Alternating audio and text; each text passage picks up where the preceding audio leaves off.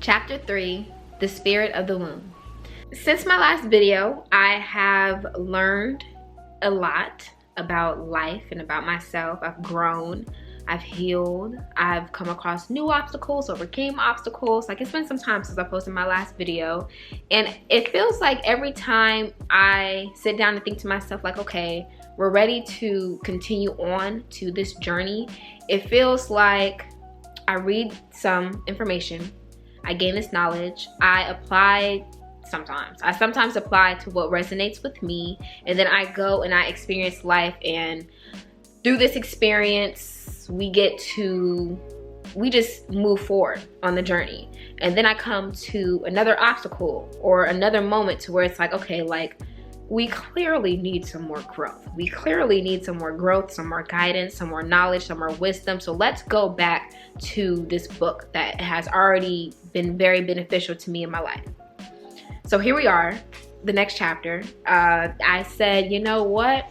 Let's go back to healing. Let's go back to learning this information, healing our womb, healing our center, and then branching out from there, because I'm ready. And I guess I don't know everything. Sacred womb journal work is a way to demonstrate to yourself that you don't want to carry the pain anymore, that you're willing to give it up because you've allowed it to speak. And you've kept saying, no thank you, I've got to hold on to it, I've got to hold on to it, I've got to keep holding on to it even if it kills me. I plan on starting my own sacred journal work because, yeah, I'm a Scorpio, okay? And Scorpios, honestly, everybody to a certain extent, but Scorpios are known for this too. I hold on to things. I'm very possessive of things. I have these sort of attachments to things, right?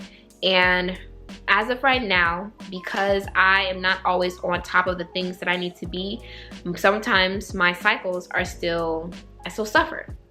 And that's not something that I want anymore. I want to release and let go of all the things that no longer serve me, so that I can always tell when I'm on my right path and when I'm doing the things that I need to do when my cycles are great. So I believe that through this intentional journal work with my womb and allowing my womb to speak will be very beneficial to me in my journey, because let's really release these things that no longer serve. Like, I'm at this point in my journey to where I know it's very challenging to change, to be different, to be outside of your norm, but it's necessary and it's worth it. So let me just go through, I'd rather go through the pain of releasing than the pain of keeping and holding on to that shit. The Sacred Womb Journal helps us to get comfortable with our wombs so we can get on the road of cleansing, purging, and rejuvenation.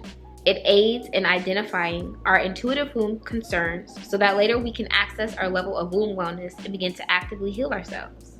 Listen closely to your womb. Learn her language, heed her message.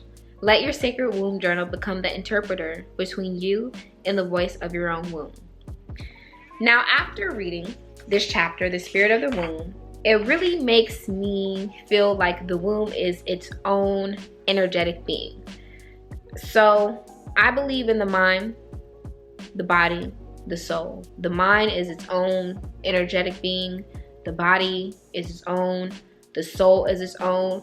But now I guess I'm thinking of my womb as in she's her own being as well. And it's necessary for me to listen to her, to seek guidance from her, to seek and find out, like, okay, well, what do you need from me for you to be happy, for you to be full of joy, for you to be at peace, for me to have peaceful moon cycles? What do you need from me? Because when I don't have peaceful cycles, I know that I'm not fulfilling you in some sort of way, or I'm going against the things that you want, that you need, that you desire. So let me talk to you, okay? Let me consult with you before I do things, because at the end of the day, inner peace is something that I strive for, and me experiencing the type of moon cycles that I sometimes experience, that's not aligned with my inner peace whatsoever. So let me speak to her, to my womb, so we can figure out what the deal is and move forward, and I can give to her in every way that she needs to be given to.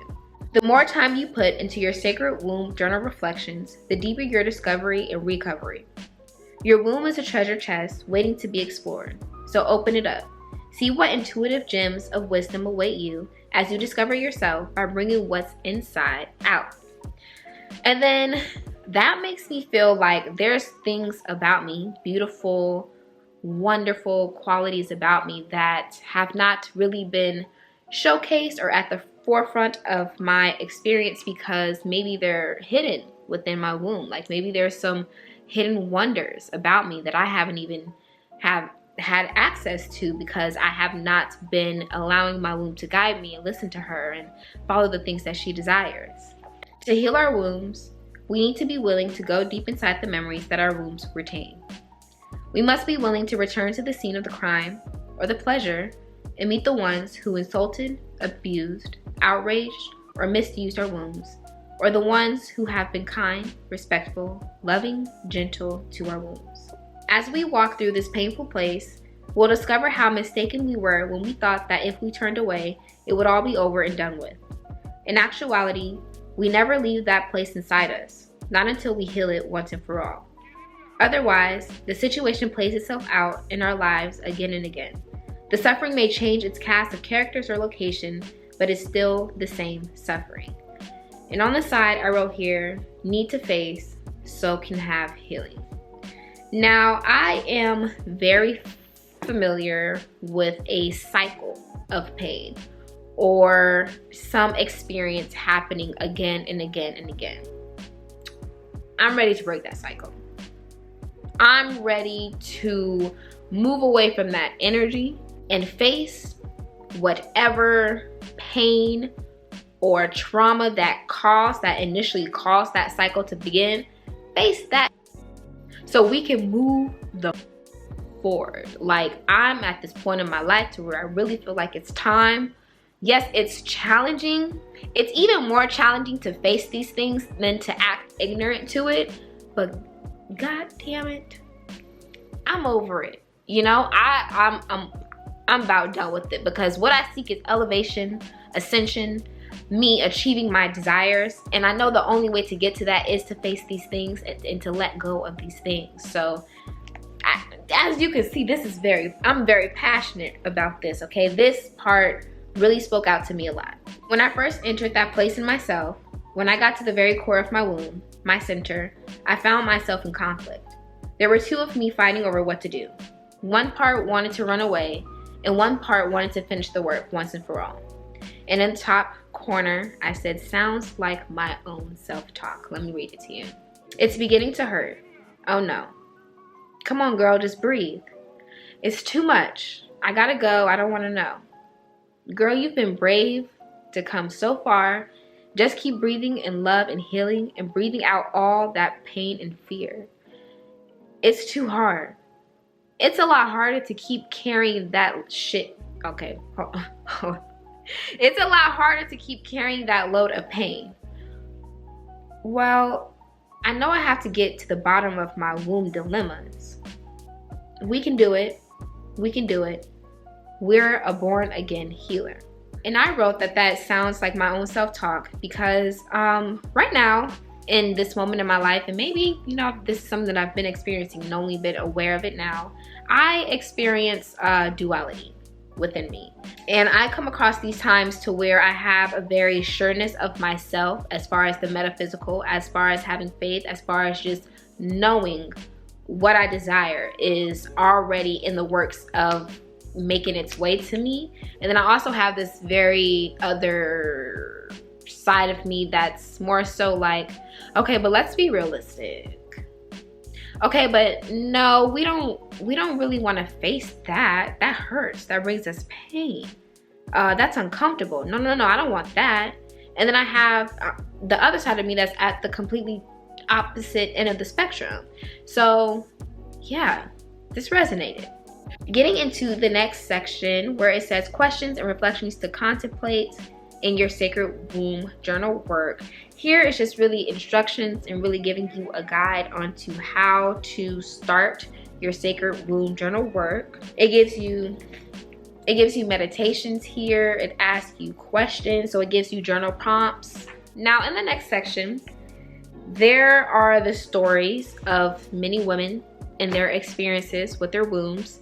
And I'm going to skip over that section because this portion of this chapter was the reason why I had to take such a long pause from this book, because it's triggering.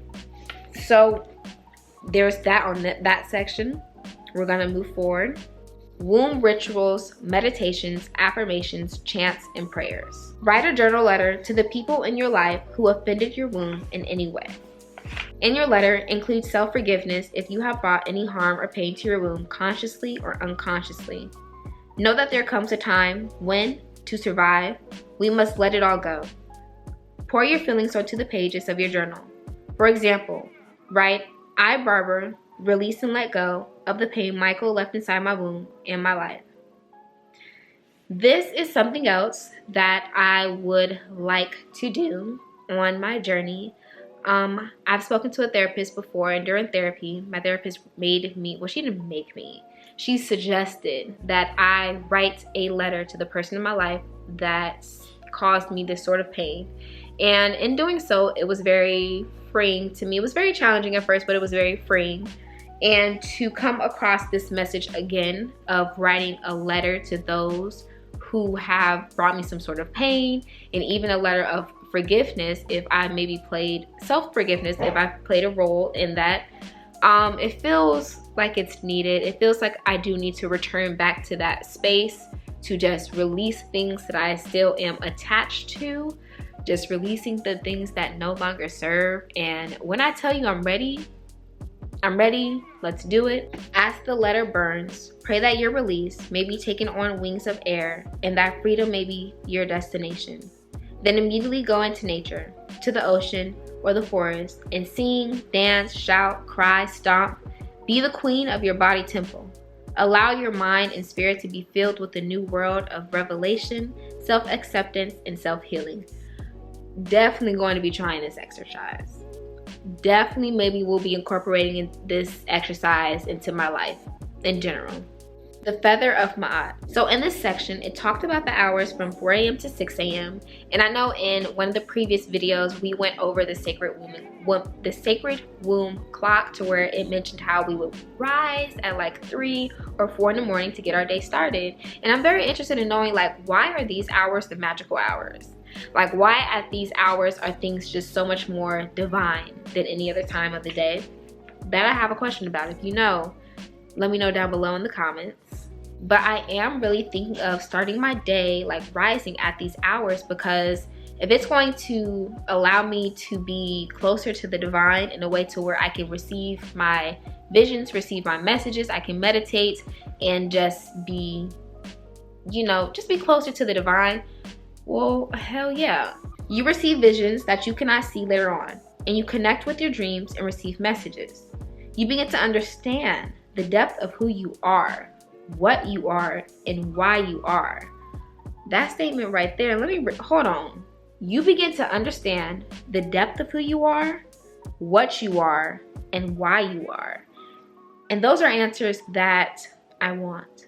Those are answers that I desire. Those are answers that I seek for a deeper, closer relationship with the divine, and a deeper, closer relationship to me and my higher self. As we move on in this section, it does talk about the feather of Maat and carrying a feather in your womb medicine bag. It says here, all womb wellness workers must have a feather in their medicine bags. First of all, I don't even have a medicine bag, but okay, that makes me want one. And then also too, I think it would be very interesting if I came across a feather on my journey. I believe in allowing, when it comes to, divine things, I believe in allowing things to happen on their own. So no, I don't want to go out and seek a feather. Well, I guess I didn't even really explain the feather. So the feather is associated with Maat. It says here that it's the symbol of truth, harmony, and balance. I really love the idea of using the feather to cleanse a heavy heart. It says, we can check our heart daily when we come out of the bath. We don't have to walk through our day with a heavy heart. And I wrote down here, start each day with a light heart. And I love that. So within the same section, I highlighted here, finally, As you continue your slow breathing, visualize the 4 elements of the natural world: fire, water, air, and earth, and invite them to come and heal your womb. So like I was saying, like the feather is used to also yes, cleanse and lighten your heart, but it's also used for healing your womb. And again, like the 4 elements is something that's very, very intriguing to me. And I don't know, there's just something about it that I love, and actually visualizing like the energy of water, the energy of air, the energy of earth, the energy of fire, like all of those elements and natural divine energies of the world healing my womb. I know that's going to be so powerful for me, and I really am looking forward to incorporating these things the next time my cycle comes up. I'm just recently getting off my cycle, and I always do my womb work 2 weeks prior to my cycle to make sure that I have an amazing, blissful, peaceful cycle. So this is something that I'm definitely going to be incorporating into that 2-week period. So it's something I'm super excited about. Something else that I will be incorporating is under the next section, using chants and affirmations to support the womb. In addition to meditations and visualizations, try filling your womb with sacred words of wellness through daily chants and affirmations at sunrise and sunset. Definitely incorporating into my womb healing as well. And on the side here, we have the 25 womb chants. And I won't read all 25, I'll just read a few. My womb is celestial, and so is my life. My womb is peace, and so is my life. My womb is full of energy, and so is my life. My womb is a dynamic force, and so is my life.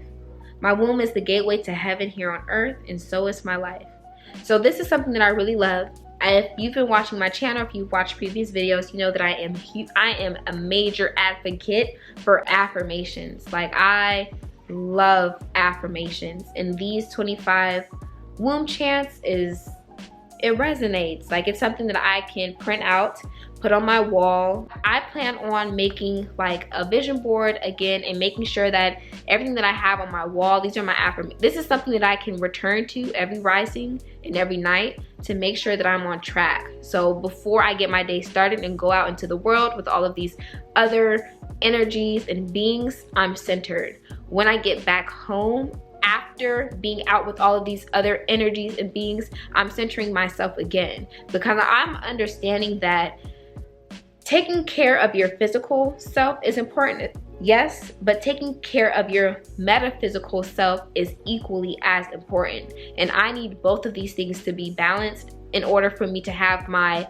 peace and harmony in my life. So doing these things in the rising and in the night is going to be necessary for me. Like, I'm on a roll this time, okay? And this part of my journey, me coming back to this book, me having the more confidence and being more like empowered to really share this journey, it just feels like another level. And I'm very grateful for it, and I'm very grateful for the knowledge that I've come across into this book, because I also feel like the things that I've incorporated into my life has been propelling me forward. So me coming back to now reading the book again, it's just so empowering, and it's just such an amazing divine journey. And I don't even know if you're really going to be able to understand what I'm talking about, because I know I go on these little tangents, but man, I'm grateful that I am exactly where I need to be, and things work out exactly how I need it and want it and desire it to be.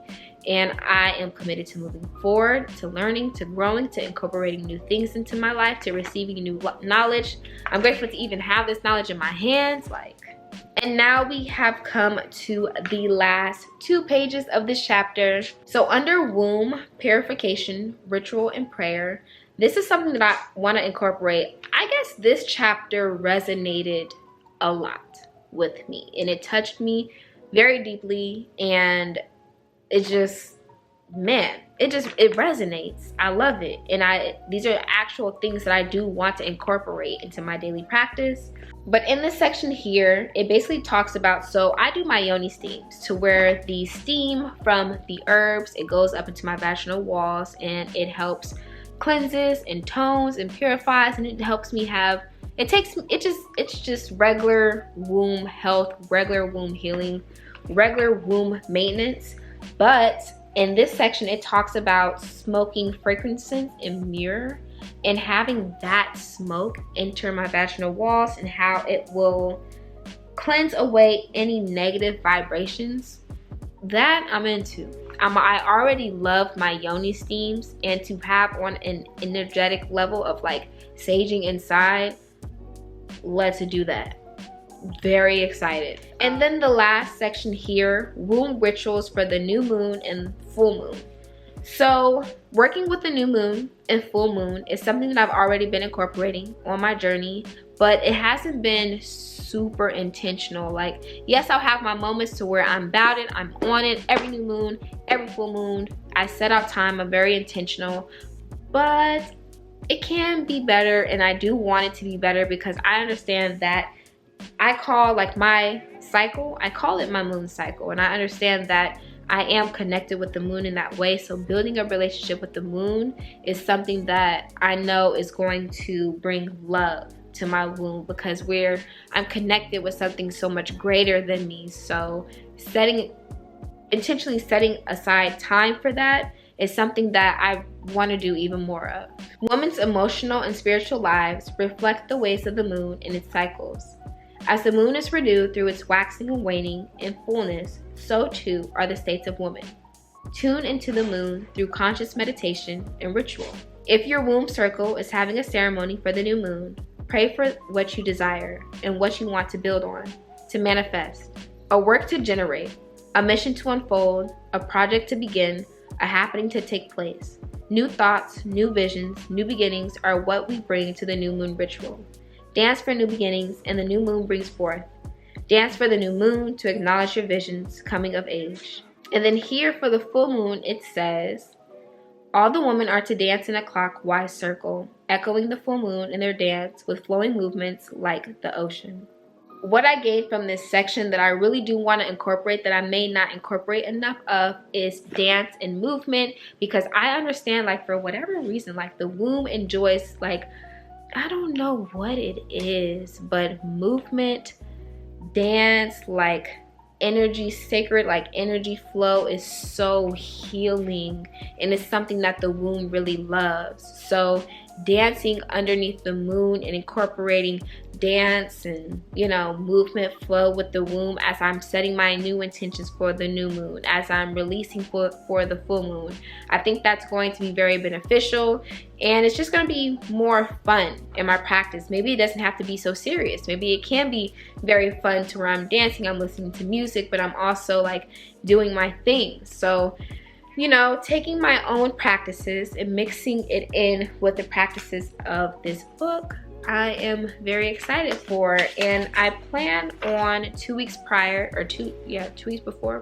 past 2 weeks prior to this upcoming cycle, I do want to document that journey of the things that I'm incorporating into my life, like new practices that I've developed on my own, but also practices that I've received from this book.